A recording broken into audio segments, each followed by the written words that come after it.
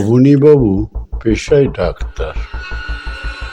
আজকাল আর উনি বাড়ির চেম্বারে দুবেলা রোগী দেখতে পারেন না, তবে নিয়মিত একবেলা করে মানে সকালবেলা উনি রোগী দেখেন। সেই দিন 12টা বেজে গেছে দেখে উনি কম্পাউন্ডার বাবু কাঞ্চনকে বললেন, কাঞ্চন, এবার দরজাটা বন্ধ করে দে, আর কেউ এলে বলিস কালকে আসতে, আজকে আর হবে না। কাঞ্চন দরজা বন্ধ করবার জন্যে যাচ্ছে, এমন সময় দরজা ঠেলে একটা ষণ্ডমার্কা লম্বা চওড়া লোক ঢুকে পড়লেন।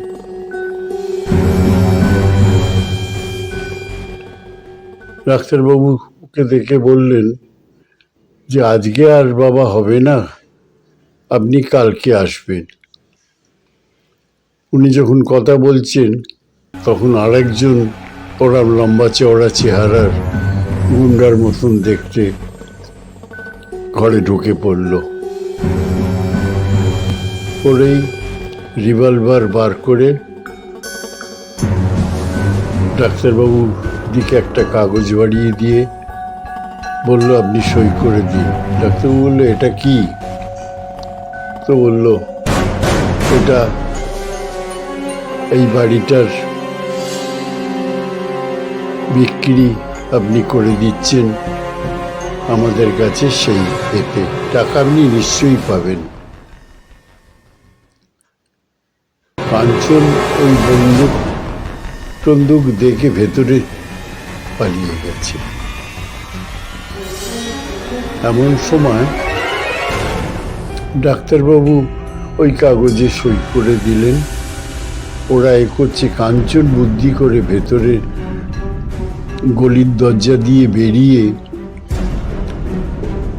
পাড়ার লোক চিৎকার করে পাড়ার লোক জমা করে ফেলেছে, আর একটা ফোন করে থানাকেও জানিয়ে দিয়েছে।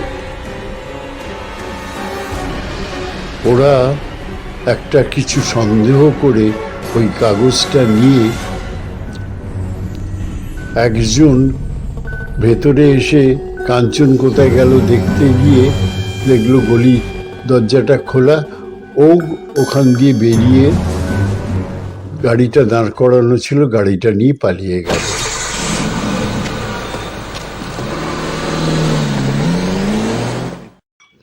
বাকি একজন যে সে তখন কি করবে, সে ভেতরে ও আসছে না দেখে ভেতরে গিয়ে বুঝলো ও পালিয়েছে গলি দিয়ে। তখন ও গলির পথ ধরে দেখলো গাড়ি নেই, গাড়িটায় ও ছুটতে আরম্ভ করলো। ছুটতে ছুটতে ছুটতে ছুটতে ও বড় রাস্তায় এসে হঠাৎ একটা ট্যাক্সি ডেকে পিছনে তখন পাড়ার লোকেরা তাড়া করেছে, গাড়ি নিয়ে পালিয়ে গেল। হতভম্ব হয়ে তখন সকলে ভাবলো কি করা যায়। যাই হোক, in the meantime police এসে পড়েছে। পুলিশ এসে সব লোককে জিজ্ঞাসাবাদ করছে, কেমন দেখতে, কে এদের চেনেন কিনা, আশেপাশের লোক কিনা, বাঙালি কিনা, এইসব জিজ্ঞেস করছে। তো উনি ততক্ষণে, তারা তো পগার পা হয়ে গেছে, কেউ যে গাড়িটা করে পালালো সেই গাড়ির নম্বর দেখেছে কিনা, সকলেই বলছে না, তখন আমরা এদিকে ব্যস্ত বলে ওই দিকটা আর করিনি। পুলিশ করছে। এমন সময় পাশের বাড়িতে বনা বলে একজন থাকতো, একটু হ্যান্ডিক্যাপ, সে সারাদিন ওই জানলায় বসে থাকতো, আর পাড়াতে যত গাড়ি আসতো সেই সব গাড়ি নেম প্লেট দেখে, ওই নাম্বার প্লেট দেখে নম্বরগুলো লিখে রাখতো।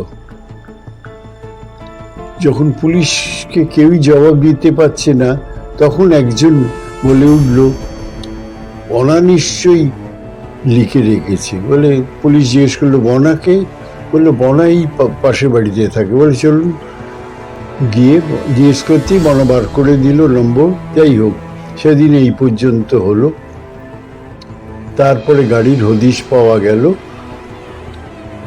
গাড়ির মালিক বলল, আমার কাছে তো গাড়িটা ভাড়া নিয়েছে, আমি তো এদের রিপোর্ট জানি না। যাই হোক, এ করতে করতে এনকোয়ারিতে বেরোলো এখানকারই কেউ ওই বাংলাদেশি এই গুন্ডাদের এনেছে, যাতে ওরা আবার পালিয়ে বাংলাদেশে চলে যেতে পারে যদি না ধরা পড়ে, আর কেউ জানতেও পারবে না কে এইসব করালো। তা যাই হোক, বাংলাদেশি গুন্ডাদের দিয়ে এই কাজ এই হালেফিলে এখন অনেক জায়গায় হচ্ছে।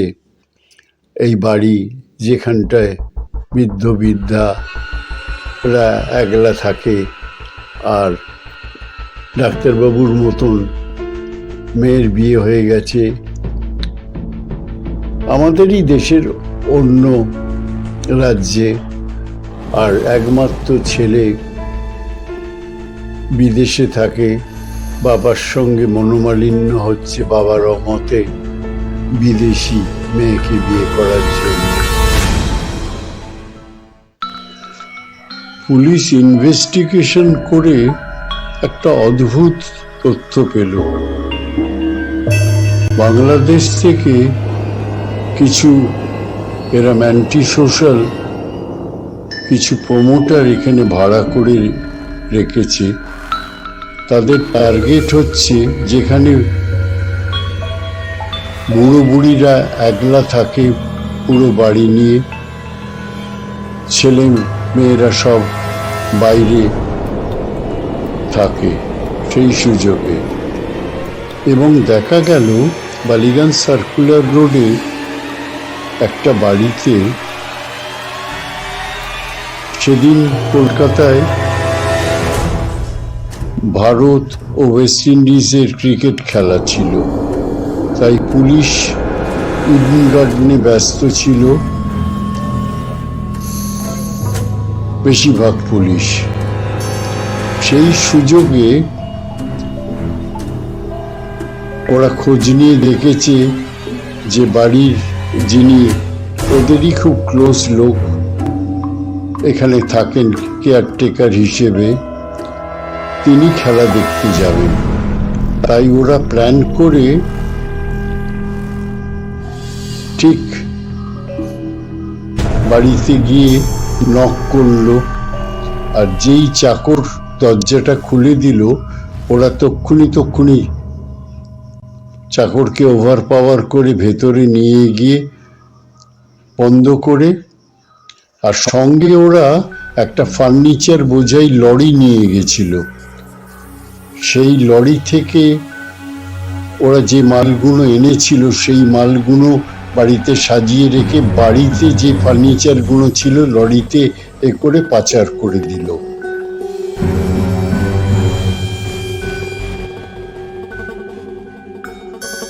এবং যখন বিকেলবেলা খেলা দেখে সেই ভদ্রলোক কেয়ারটেকার এসে বেল দিল, চাকরকে সাজিয়ে রেখেছিল ওরা, তুই দরজা খুলে দিবি।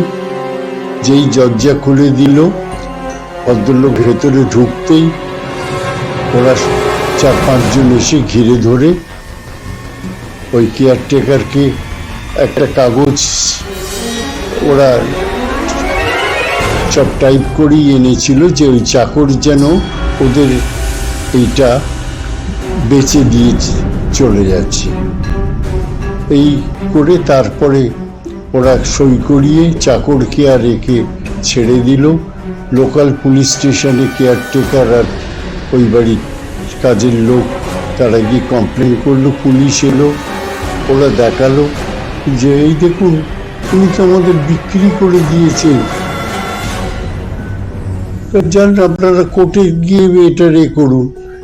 কোর্টে যথারীতি কেস গেল এবং কোর্টের অর্ডারে ইনভেন্টরি হলো।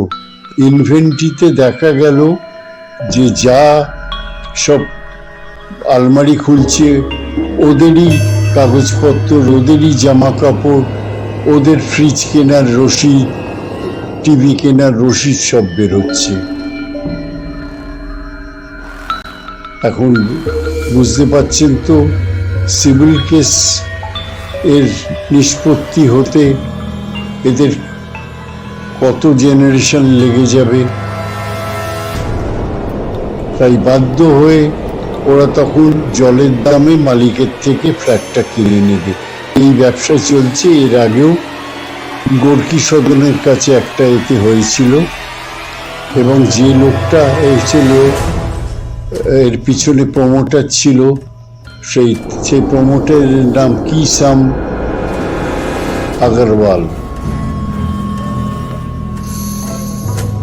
তা ডাক্তারবাবু খুব ন্যারোলি বেঁচে গেছিলেন, কারণ তখন পুলিশ থানায় হয়েছিল, ওরা পজিশনটা নিতে পারেনি। এই হচ্ছে দেশের প্রমোটার রাজের নতুন গল্প।